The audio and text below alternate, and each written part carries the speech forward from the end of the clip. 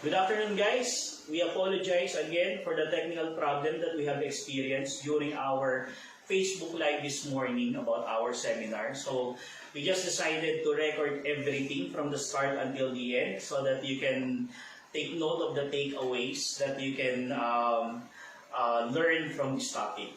Okay? So topic that I'm going to discuss will be about key concept for robotics curriculum implementation. Okay, we're going to talk about 4 subtopics, which is basically what are the myths that students, teachers, and administrator, or the school perhaps, are thinking why they cannot implement robotics in their curriculum. Second is what are the key competencies that this curriculum should develop to our students before we sign into a contract or an agreement for any provider. And then third, I'm going to make a walkthrough on what are the different steps, what are the different requirements for the school to actually implement a robotics program. And then lastly, we will discuss on how many kits per students do we really need for a good implementation of the program. We will talk about the different tasks that will be assigned to the students once we start implementing the robotics program, and how are we going to solve problems that might arise upon implementation. Okay? So first is, we're going to identify what are the myths about robotics curriculum implementation. Bakit kaya ayaw ni school or natatakot si school, or this makes the school say no to adopt certain programs to be implemented in their curriculum, especially with robotics. Okay? One is robotics curriculum, robotics kit is expensive. Okay? Now, is this a myth or is it a truth? Maybe 5 or 7 or 8 years ago, this is very true. No, robotics kits are very expensive. Imagine a kit will cost your school around 50,000 pesos. No? And how many students do you have in a class? You have 40, you have 50.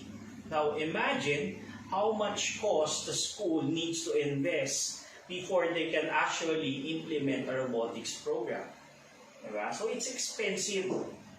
Eh sir, bakit dati nabalitaan namin na this school is already implementing robotics? Eh mahal pala yung robotics that time. Yes, their school were already implementing robotics beside even if the cost of the kit or the program is very expensive. Pero this is the sad reality. The school will post in their announcement that they're implementing robotics, but they only acquire 3 kits or 4 kits or 5 kits. Sabihin na natin na 5. No? If you have 5 kits and you have 50 students, imagine the number of kits to a student. No? One kit to 10 students. What are the implications? Diba? We're going to talk about the details of this later on when we talk about robotics kit. No? But I just want you to know that there are schools who are implementing this way back. No? But it's not about the implementation, it's about the quality. No? Because, again, robotics kit was very expensive that time. Now, with some of the new microcontrollers, some of the new robotics kit being introduced, especially in the educational sector, these are very affordable. Your 60,000 way back is only for a kit. Now, it might be, you can spend that for, let's say, 4 kits or 5 kits. No? It depends on which company is offering that to you. So you need to have some time to scout some companies that offers the lowest price. Okay? But then again, if that will be the lowest price, it's not the only key variable that you need to undertake when you are signing a contract about a robotics program. No, but that's one thing that you need to consider. No, the cost of the program. It should not be expensive anymore. Next is is it a myth or a truth, or there is a truth about robotics being more on electronics? Okay? Now, with every seminar that I am conducting, no, they always tell me, "Sir, baka hindi ako masyadong makasunod, wala akong alam sa electronics." Now, let me tell you, electronics on robotics is only 20%. 80% in robotics are more on programming. Okay? You just need to have the basic concept in electronics like resistors, capacitors, voltage. Yung pinaka-basic lang about electronics. DC, AC, voltage, yun lang. But it's not everything. Robotics is not about electronics at all. Okay? It's more on programming. That's why, if you're going to scrutinize a program for robotics, you need to look at the curriculum and see if the curriculum deals more on the programming rather than the hardware. 80% must be dealt in programming. So, ano bang pagkakaiba ng robotics at electronics? Para malabo, ano yung 80% mo, ano yung 20% mo? Example, if you switch on the light, it turns on, and you switch it off, and it turns off, that is electronics.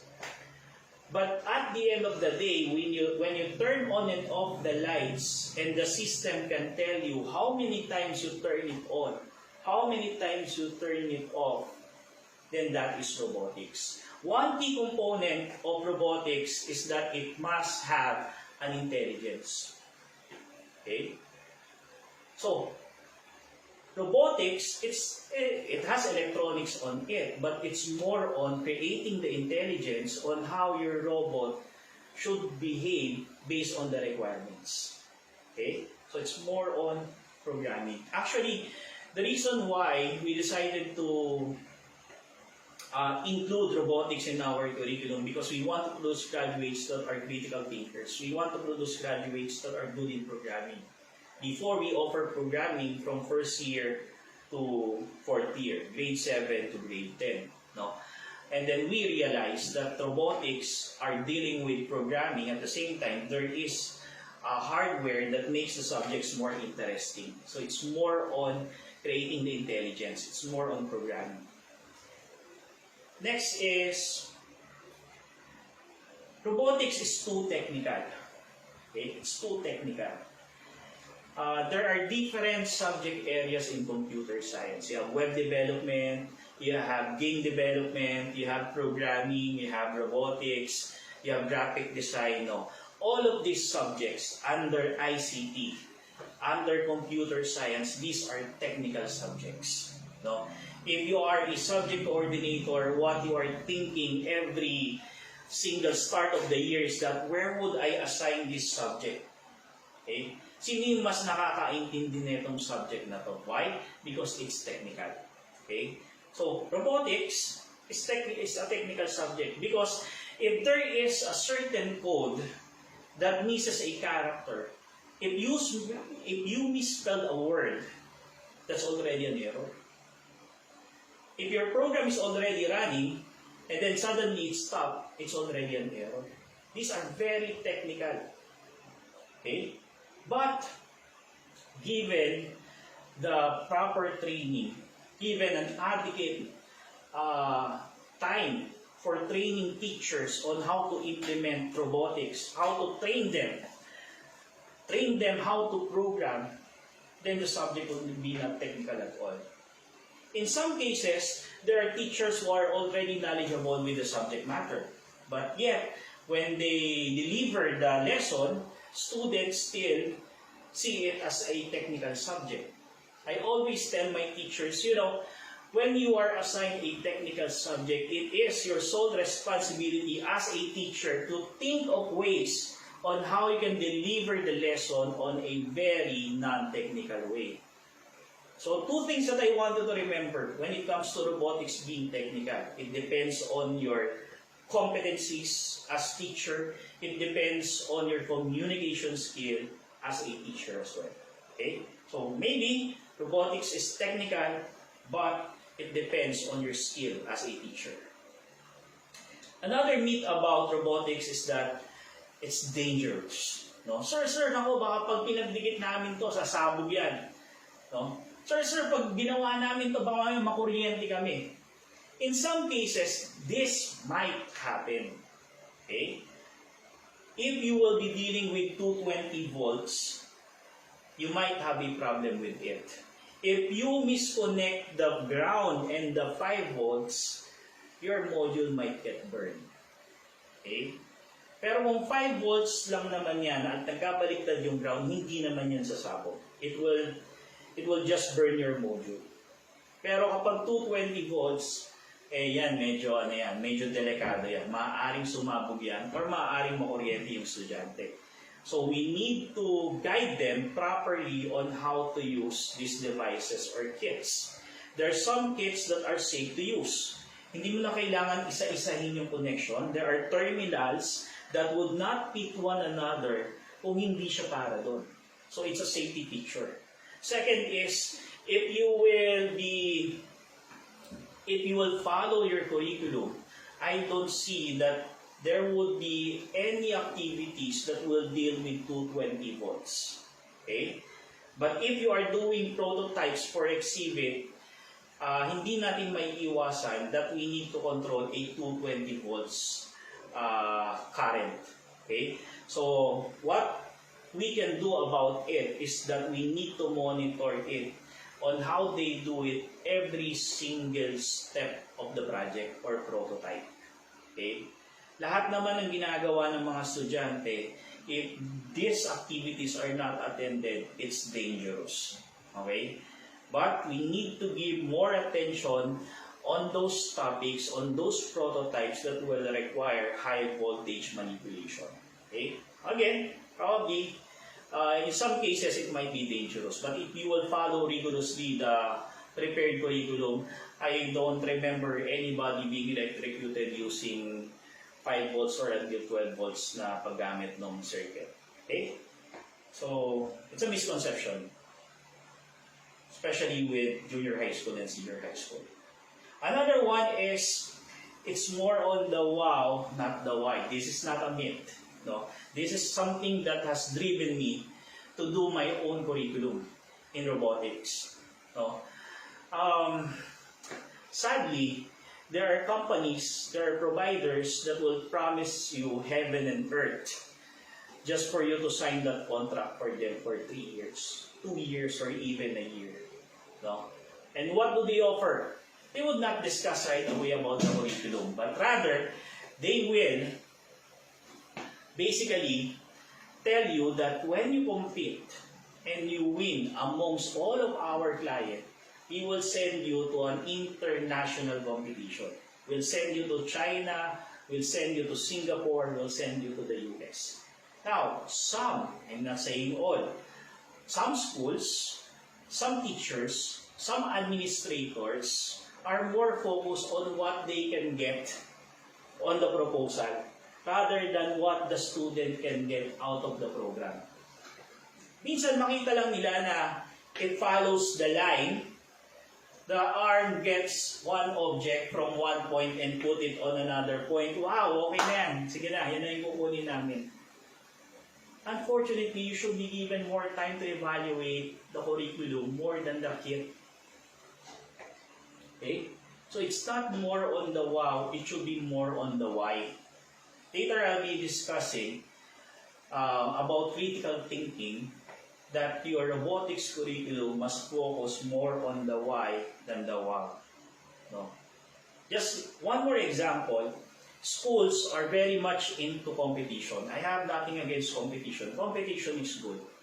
No? But they focus more on competitions, on how a robot can follow a line, on how a robot can push another robot outside of the circle, rather than focusing their attention and resources on students on how to create innovations. Like for example, now that we are experiencing the pandemic, if you're going to look at the newsfeed, if you're going to look at Facebook pages, makers are making their way to contribute on how robotics specifically can contribute in the solution of the pandemic. Now, very few are participating because very few who are already implementing robotics focus their attention on the why and the wow. So this is a very important aspect that you need to consider when you are implementing a robotics program, or if you are thinking of adopting certain proposal. Okay? Next. Since I have already understood, or I have already, I was enlightened, the term, no? I was already enlightened that these myths are not true. These myths are true, but there are precautions that we can undertake. No? Let's implement robotics now. Hindi pa rin. Okay? You need to, the most important thing that you need to consider, as I always mention, is the curriculum. What are the future-ready skills included in the curriculum that when I implement it, these are the skills, year after year, activity after activity, that my students will develop. What I'm going to mention are your checklists. Okay? Just in case na hindi ko na na-review basta sabi na lang, implement na lang namin yung robotics program. Wala tayong magagawa. In-implement na Nandiyan na yan But these are the checklists that you need to do every after activity, every after lecture, every after performance task. Because this checklist that I'm going to mention will define whether you will terminate the contract or would not renew the contract at all. Kasi nga, walang kwenta. Okay? So, your robotics program, your curriculum for robotics, should develop on your students their communication skills.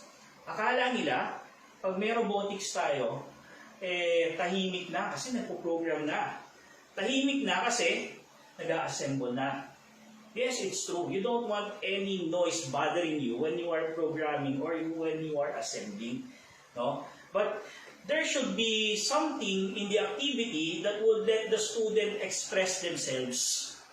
No? For example, there is a criteria in your rubrics that would enable them to explain what they did on the project. In that case, they are developing their communication skills on how to speak the language. Now, regardless whether you want to be specific with your rule, that only English will be used in explaining the topic, or you allow Taglish, you allow bilingual, it's up to you.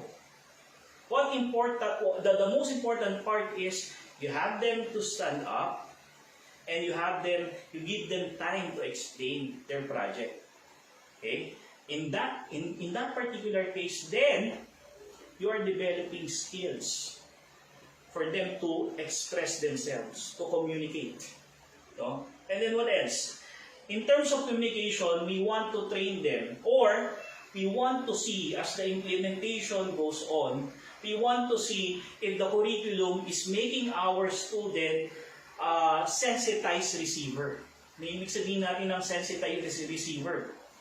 When they work on prototypes or projects or performance tasks, for sure, time is not their side. No? In any subject naman yan, parating kulang yung oras. But as they realize it, that time is not at their side, they will be more conscious on how to receive the message. How do they understand the message? Yung bang tipong isang sabi mo lang, gets na nila kagad, gawa na kagad. Because they were trained that time is not at their side. Kaya kailangan mag-gets kagad nila. Hindi sila yung tipong mga estudyante or klase na, okay class, get 1/4 sheet of paper. Sir, 1/4? Sir, 1/2? Hindi, 1/2.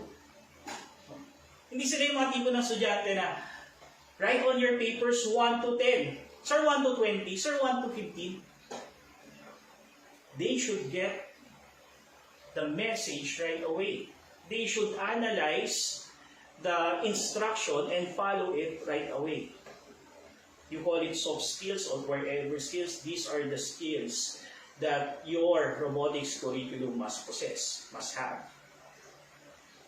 Next is your robotics program, at the end of each activity, no, or at the end of the curriculum per se, it should develop collaboration amongst your students. Parati naman yan, no? Most of the subject that we teach, we want them to collaborate. Okay?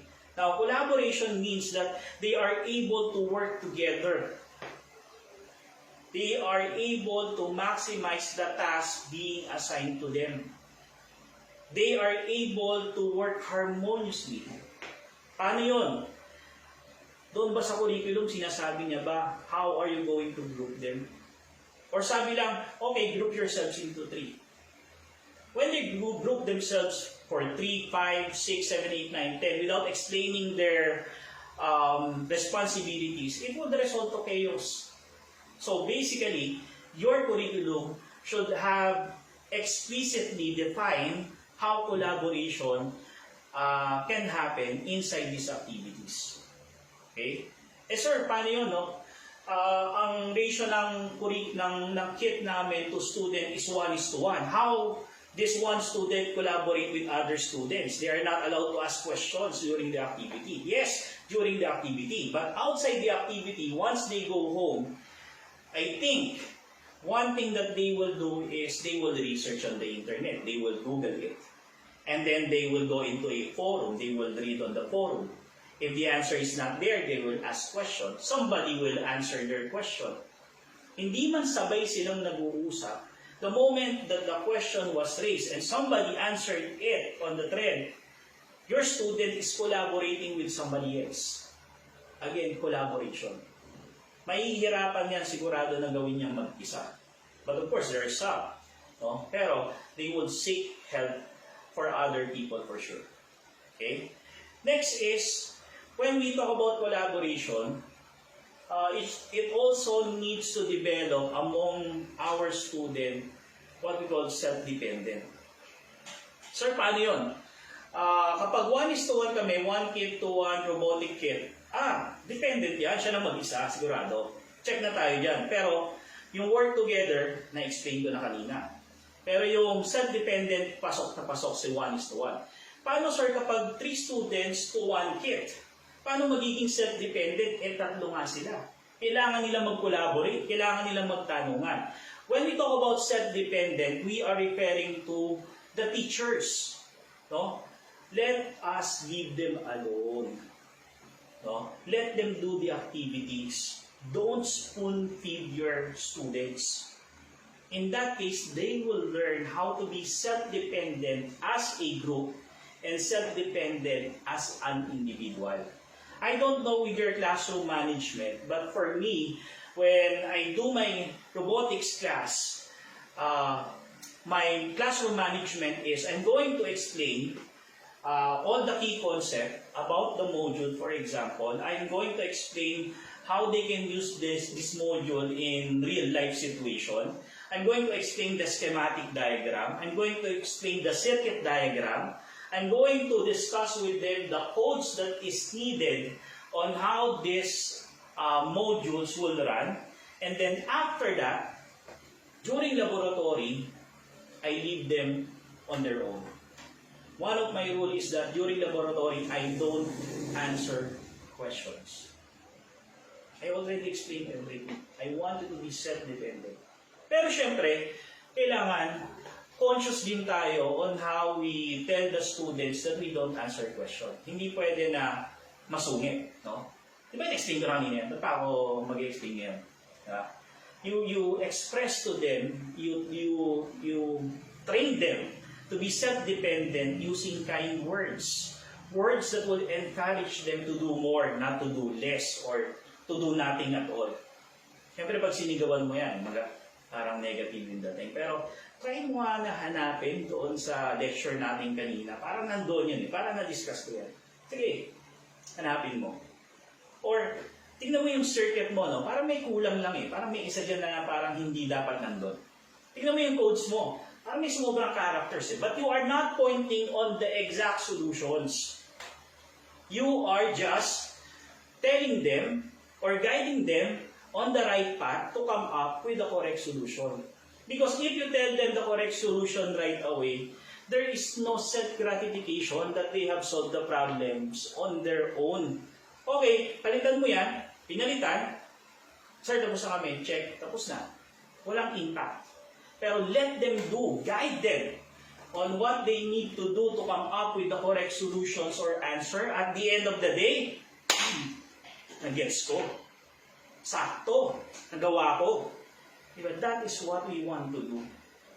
We being great teachers are not measured on the number of lectures that we give to our students, but on the actual learning and application of that lecture to their everyday lives. Okay? So let's teach them how to be self-dependent. Next is critical thinking. Okay? This is one of the most important part of the curriculum that you need to search whether it is incorporated in the lectures, activities, performance tasks in the package that you are availing. When we talk about critical thinking, for me, it's synonymously the same as logic, power of reasoning. In programming, it is also equivalent to logic. Programming is logic, power of reasoning. No? It means that every code that I'm going to write, there is a reason behind that. If I use int, my explanation is that I am preparing a variable that will hold a numerical value that has no decimal point. That's why I use int for the data type. There's logic. There's critical thinking. Anong sabi ko kanina? Let's give them time to explain. Eto na yun. Diba? You are targeting two birds with one stone at the same time. You give them chance to speak, develop their communication skill, and as you listen to their reason, you are now measuring if they are critical thinkers. Kapag kinopya lang nila yan, they cannot explain. Kinopya lang nila, copy-paste lang eh. Even the circuit, pwede lang nilang kopyahin how the other group connected the modules on their circuit and apply it on their own. Pero, we cannot measure kung naintindihan ba nila o hindi. Unless, otherwise, we ask them questions. We give them time to express themselves. We give them time to reason out, explain the logic on why. Kaya nga sabi ko kanina, your robotics program should deal with the why rather than the wow. Okay? Critical thinkers. Your students should learn how to ask questions. Now, don't be bothered with it. Paano sir kunyari, walang nagtanong ng question? Ang ugali pa naman natin mga teachers, after the discussion, just for us to wash our hands, na nagtanong tayo, okay class, is there any questions? Wala. Is there any questions? Wala pa rin. Going once? Going twice? Last dismiss. Now, don't be bothered when nobody asks questions during that time. But when you are discussing, makikita mo naman sa expression ng mukha. If they are, paano nga ba to? No? Paano nga ba nangyayari ito? Some does not have that skill yet to express themselves. Okay? Kaya nahihiya sila. Pero as you go around, while they are doing their project, you will see on their facial recognition on how they are reacting to the problem. Ano nga ba ito? Parang hindi ba ito? Diba? Alam mo eh. So, if implementing the program and you are seeing these indicators, it means it's a big check. Diba? Okay, itong mga activities it makes our students ask questions. Okay? What else? There are critical thinkers if you teach them, if at the end of the lesson, you develop the ability of your students to think out of the box. When you do your lecture, 1 plus 1. When you do your formative activity, 1 plus 1 plus 1. When you do your summative activity, 1 plus 1 multiplied by 3 is equals to, at first, you give them what they can use inside the box. After that, let them do activities that will basically let them think out of the box. Hindi niya naman ni-lecture to Bakit sinasabi niya rito sa activity na to? They are already thinking. Diba? Pero, if the activities being prepared by your program was finished, no, in a very short period of time, ang bilis natapos, probably your students are good. No? Pero kung lahat ng estudyante, ganoon ang nagiging sequence, ganoon ang nagiging pattern, tapos kagad, you might need to rethink. You might need to evaluate again your curriculum. You might need to evaluate again your program. Is the program developing our students their ability to think out of the box? And then, critical thinkers knows how to evaluate data. One mistake that we do as teachers when we teach programming is that we allow our students to finish a problem from the start until the end right away. Now, if there are errors that happens along the way, students will just experience frustration. Ano ba yan? Bakit mali yung output? Ano ba yan? Bakit yung syntax ko mali?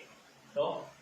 They should learn how to evaluate data, especially in computer. We always deal with input, process, and output. Basic concept in computer, GIGO, garbage in, garbage out. If your input is correct, regardless of your process, for sure your output will be incorrect. So why not train your students to focus first if you are getting the right input? If you're getting the right input, the next step is to identify the process. The third step is to test the process whether it will come up with the expected output. Module by module. Let them evaluate first what are the different variables that we have before we create the process. What are the different variables that we have before we create the solution? Dati nga nung time namin, pag mag-solve ka ng math problems, no, what is the problem, what is given, what is the process, and then solution. No. Sa sobrang instant ng mga bagay ngayon, instant noodles, no, instant money, pati solution sa mga ganito, instant na rin. So, how I wish that this is how we're going to do programming or robotics or any problem for that matter, for us to develop critical thinkers amongst our students.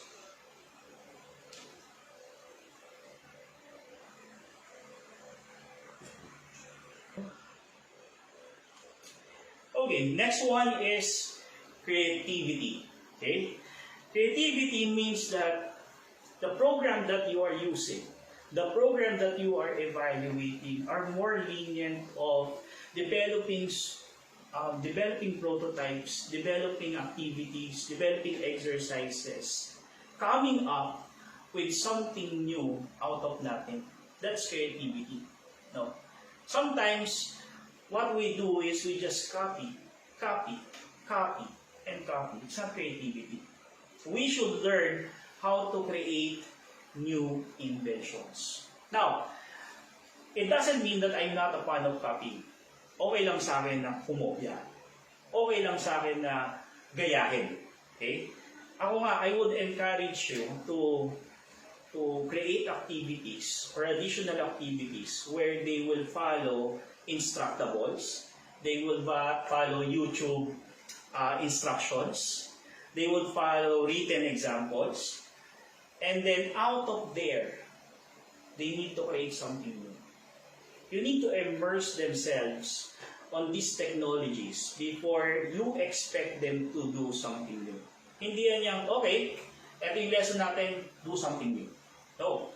You need to immerse your students with the different uses of this technology before you can actually create something new. Ang punto ko lang is that before that you don't be satisfied with the output that you already know has been copied from another project. There should be some improvements. Katulad ng operating system natin, Windows. It started with Windows 3.0. And then it's too slow. The graphic is not good. They created Windows 95, but it consumes a lot of memory. They created Windows 98. It's the same technology, but every time that they do another one, there is a new invention, there is a new concept, there is a new technology embedded into it. Okay? Being creative means you are a flexible thinker. What do I mean? Bago to. Ako pa lang nakakaisip nito, no? Pero along the process, biglang meron kailangan baguhin. Yung iba stubborn. No, I'm going to stick with my plan. Even though at the middle of it, you already found out that at the end you're going to fail. It's not being creative. You should be able to learn. You should be able to see your student while they're doing this and you suggested something that will make it better, they would accept it right away. Or at least they would consider. Diba? So being creative means you are a flexible thinker. Next is they are able to adapt to changes. Okay? Like for example, your students are focused right now with IoT projects. No? That's the latest. No? IoT. Then, the pandemic came in. No? There are projects that you can do without IoT. Hindi IoT ako. Ito yung gusto kong gawin ngayon eh. But the requirement, the need right now is about projects that will solve the pandemic. If you want to be creative, you should be an open-minded person. Diba? Nagbago eh. Ibahin muna natin yung linya natin. Diba? Suddenly, when you are preparing your curriculum, the internet is not working. How are you going to adapt to these changes? You need to be creative as a teacher. Ano yung pwede kong ipalit dito sa activity na to? Diba? Your curriculum, your program should give you some sort of plan B or plan C if this thing happens. Or you are already prepared by your provider that if this thing happens, these are your alternatives. Okay? Again, this is another key element that you need to check if you are implementing it. This is another element that you can X out or check out also during the implementation. Okay? So, it's about how are we going to evaluate a program that will be implemented. It's how are we going to take notes of the experiences that we encountered on the process of the implementation. Because these are the key elements that will help us decide to continue with the program, end with the program, or look for another program. And the key elements or key indicator for this are, does your program develop the communication skills of your students? Does your curriculum provides enough activity for them to think critically? Is there enough activities? Is there enough space within the program that lets them do something new, create something new, become creative for that matter? No? Is there any part of the program that would enable your student to collaborate with their classmates, with the internet, with a group chat perhaps? These are the key elements or concepts that we need to consider during implementation, before implementation, and after implementation. And another thing, as I have mentioned, seldom that you heard from the start until now that I talk about the kit. It is not about the kit. It's about the program. Okay? Next, let us now discuss, okay, sir, naintindihan na namin, no, that these are only myths. We are already enlightened na eto lang naman yan. Now, we found a partner, we found a provider, we found a program that answers or develop these key competencies among our students. We are now ready to implement it. How are we going to implement now the robotics program? You are fortunate if until at this point, your provider will still give you the guidance. Okay, but if not, these are the key concepts, these are the elements, these are the things that you need to consider as a school during or before the implementation of your robotics program. Number one is you need to consider your time. Okay? For public school, for example, most of them doesn't have a separate time for computer. So if you will replace their computer subject with robotics, it should be integrated with other subjects. Okay? So problema ng ibang public school, how can we introduce another subject? Yung dating ang web development, Microsoft Word, PowerPoint, etc., we find it difficult to integrate it with other subject matter.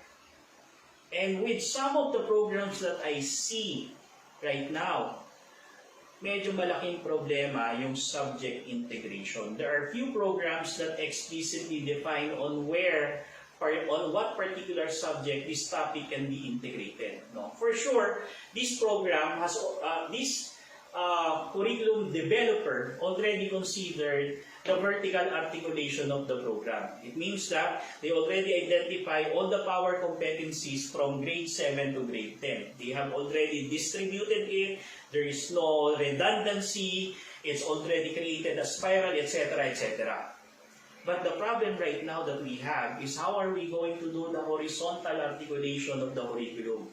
It means that how are we going to spread out, how are we going to identify the connection of our topics to science, math, English, social, etc. Okay? Yung time. Problema natin. Sir, we're not a public school. A private school kami. We meet once a week. That's good. Anong problema natin sa time? Your current computer subject, will it be replaced by robotics? Or will robotics just be integrated within your computer subject? Diba? So time na naman ang problema natin. Yung ibang school naman, they have 3 times a week to meet. Okay? Paano naging problema yung time? 3 times a week nga sila nag-meet. On that 3 times a week that you are meeting them, no, how many hours are you going to allot for the hands-on? How many hours are you going to allot for the lecture? Or how many hours will I allow for robotics? How many quarters will I allow for robotics? How many semester will I allow for robotics? And how many hours, how many semester or quarter will I assign other subject matter, other computer subject? Okay? So, you need to consider the time that you have. Yung iba naman ang ginagawa nila, this will only be for special class. Pwede rin naman yun, no? This will meet once a week and everything that they will discuss is only about robotics. Nothing more, nothing less. Okay? Except it will be a separate subject. Okay? So again, time means, will it be a separate subject or will it be integrated with other subject? Another thing to consider on your implementation is your robotics kit. Ito na tayo sa robotics kit. No? I have a robotics kit that costs 50,000. I have a robotics kit that costs 70,000. I have a robotics kit that costs 20,000. Which one would I buy? It's not about the robotics kit. It's about the competencies. I can use a robotic kit that costs around 10,000 pesos and develop the same competencies that a 50,000 pesos robotic kit has. That is because your robotic kit is only a tool. It's only a tool. Yung 50,000 robotics kit, an LED will teach you an if-else conditional statement. That's the competencies. It will teach you the looping statement. I can do that with the same robotic kit that costs only 5 pesos per LED. So it's not about the kit. So those who are asking, sir, what is the best robotic kit outside the market? No? All robotic kits are the best. It depends on what competencies do you want to develop. Parang dati, ang tinitignan natin parate when we teach are the subject the topics, no? Ano yung mga topics na i-discuss ko for this year? Hindi. Ano yung competencies that you want to develop throughout the year? And then from your competencies, you now develop or you now get the proper tool in doing so. You get the topics. That's the role of your robotics kit. Okay? Second, what is the ratio of a kit to a student? Of course, the ideal is 1:1. Okay? Especially now that we encountered the problem about the pandemic. Imagine, if the kit is owned by the school and then suddenly the school year stops, but you still need to give them assignment to complete the requirement, how can they do that if they don't have a robotic kit at their home? So, meron naman simulators eh. We have Tinkercad, we have this and that. Pwede naman. Okay? But nothing replaces experience. Experience that you assemble it, experience that you finish it, the experience that you burn it. Diba? So, one thing that you need to think of about robotics kit, when the school purchase the robotics kit, and then we will just have the student use it inside the school. Or since the kit is very much affordable right now, we can already ask the students to buy their own kit. So 1:1 is the ideal. Kung talagang wala pang budget si school, we can opt to 2:1. Kung walang-wala talaga, sige, 3:1. Mamaya i-mention ko what will be the role of these members inside this group. If that is 3:1. Sir, wala talaga eh. Wala talaga. But we're willing to, 4:1, sir. Para sa akin, 4:1 will be the maximum. As in the maximum. Okay?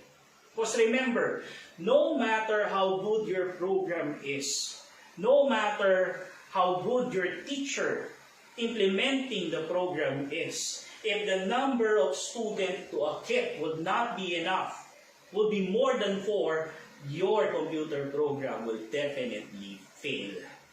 It will fail.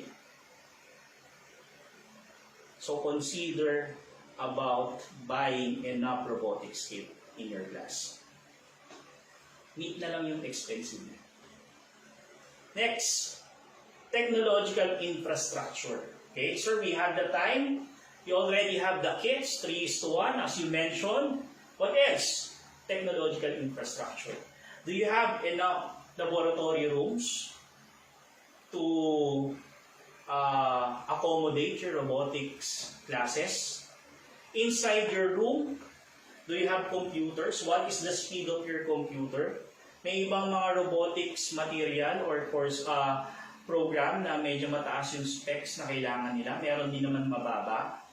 Now, the arrangement of your seats. Siyempre, 1:1 tayo sa computer before. And nag 3:1 ka.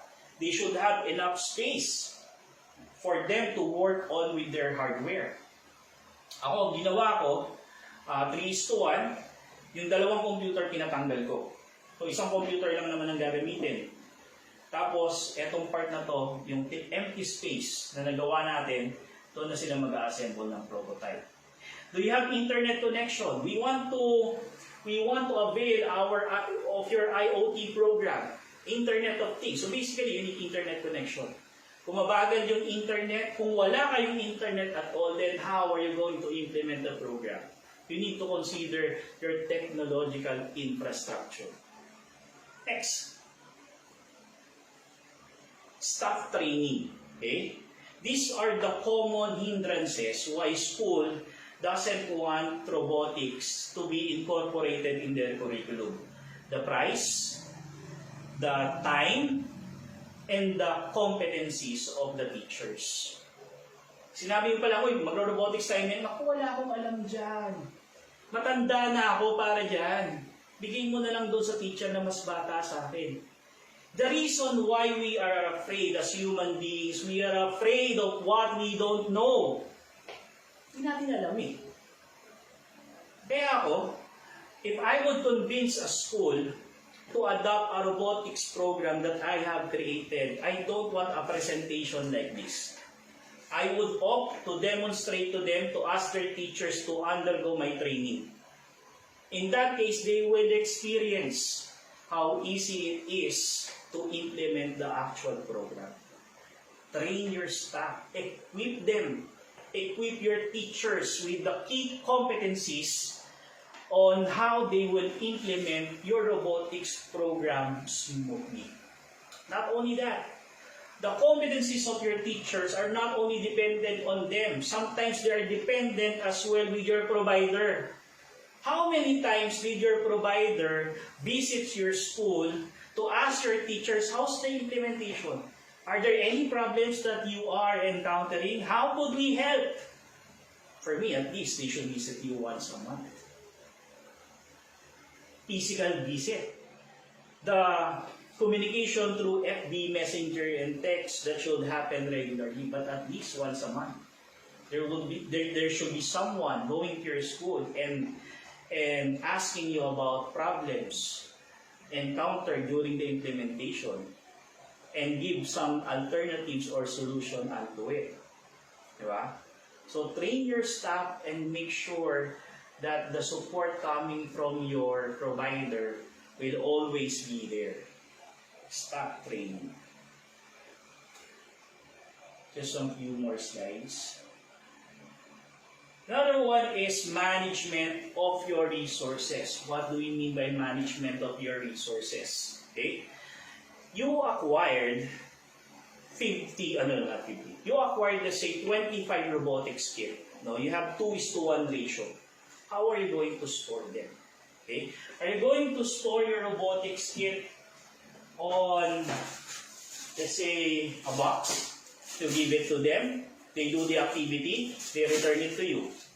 Okay? Or, are you going to store your robotics kit within containers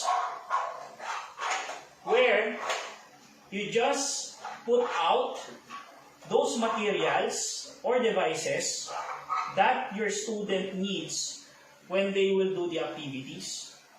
Or, you have 2 laboratories, but you only have 1 robotic kit or 1 set of robotic kits. You need to transfer it from one room to another. How are you going to manage your resources? When are you going to evaluate? When are you going to make your inventories? Will it be daily? Will it be monthly? Will it be a section after section? Now, my suggestion is this. If this is a shared kit, it means the kit belongs to the school. A section will be using the kit for now, and another section will be using it after. I would suggest that you have some sort of containers, no? Rather than giving them individual kits inside the box. Especially if what you have inside the box are devices that will not be used in the activity. You will just get curious. Baka masira pa. Hindi katulad ng naka-container, you just bring out what is needed for the activity. That will make your life easy and inventory of your kits easier.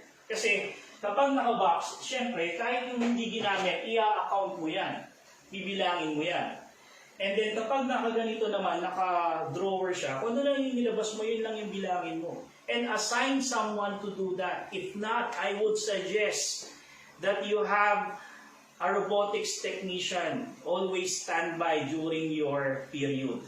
Ang ginagawa ni robotics technician parang si science laboratory technician. Siya yung nagbibigay ng mga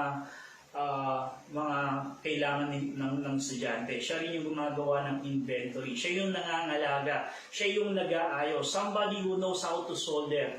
Somebody who knows robotics as well. So that you as a teacher, you focus your attention on delivering the lesson smoothly. You don't concern about the kids anymore. It's not your concern anymore. So you need to manage your resources. Okay? You should know where to place it. Next is try to join online community. Okay? On these different online communities, over Facebook, over threads, over web pages, websites that you can join, this will enrich your knowledge with robotics. No, not only as teachers, pati yung mga estudyante. No, doon sa mga group na to, maraming mga questions, maraming mga problems na nagtatanong. Okay? And then somebody would answer it, and then it will reply, okay, nasubukan ko yan, gumana. It's something that you gain, no, outside of your curriculum. Online community is very important or helpful when you are implementing the program. You as a teacher, when you join online community, this is where you will get some ideas, no, that you can use, some prototypes that you can ask your students to do. So join online communities. Last one under implementation is that you try to go beyond the curriculum. What do I mean by you go beyond the curriculum? It means that if the curriculum shows you or teaches you A to B, try to learn the other letters of the alphabet. Okay? For example, you already have your regular classes for robotics. Assemble a robotics team. Ano yung ginagawa ng robotics team? They are not only focused on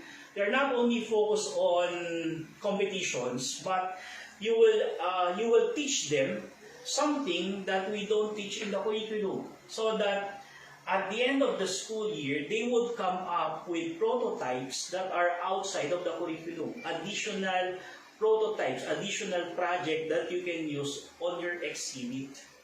Okay? You go beyond the curriculum. Tayong mga teachers, sadly, sometimes, hindi ko naman nila lahat, we are too dependent with the book.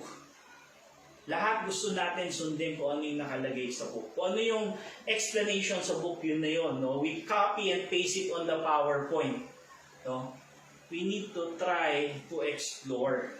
We need to try to go beyond the curriculum. It's a responsibility that you will be burdened of if your heart is really in the field of teaching.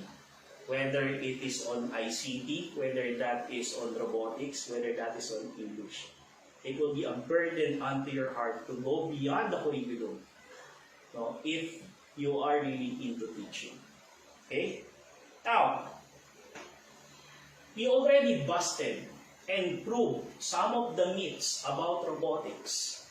We already identified that these are the different skills and competencies that we want our graduates to have.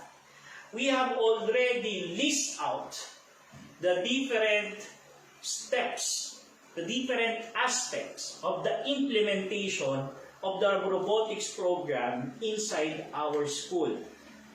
The next thing that we need to remember is, eto na, you are already inside your classroom. How are you going to group them? So let me just discuss how you will go through with your robotics task assignment. Again, the idea is 1 kit to 1 student. At most, you have 1 kit to 4 students. But if you have at most 1 kit to 3 students, this is how you will be dividing the key assignment to them. Okay. Member number 1 will be the programmer. The main responsibility of the programmer is to type the codes, to give instructions to the robot. He is the one responsible in making the robot to act intelligently. Okay? Si programmer ang gagawa nun. Second member of the group will be the assembler. The main responsibility of this guy is to get what is needed on the robotics kit and bring it to the group. At the same time, assemble it. Make sure that all connections are on the right places. Si assembler yan. And then the last member of the group, the third member of the group, is the checker. While the ito yung supervisor. While the programmer is typing the codes, he is already scouting the syntax error. While the program is running, he is also looking into the logical errors. While the program is running, they are already looking into the runtime error. Dalawa na sila. But just in case that the program runs smoothly, another concern of the assembler is to double check also the work of the assembler if everything are connected properly. Yun yung trabaho ni assembler. Okay? Now, at most, kung 4 members per group, the main problem is anong gagawin niya. No? Siguro ito yung taga-masahe, taga-bili ng pagkain, taga-bayad ng bills. No? Kidding aside, he can be in charge of the documentation. No? But this will be an additional burden to the teacher. You need to modify now your rubrics in such a way that there are documents that they need to pass and for you to check. Okay? That's the most number of students that I can think of on a robotic groupings. If not 1:1. If you're going to exceed that number, there's a big probability that your program will fail. Okay? Now, let's not stop with these responsibilities. After the project, after the activity is done, it is now the responsibility of each people in this group to explain what they did.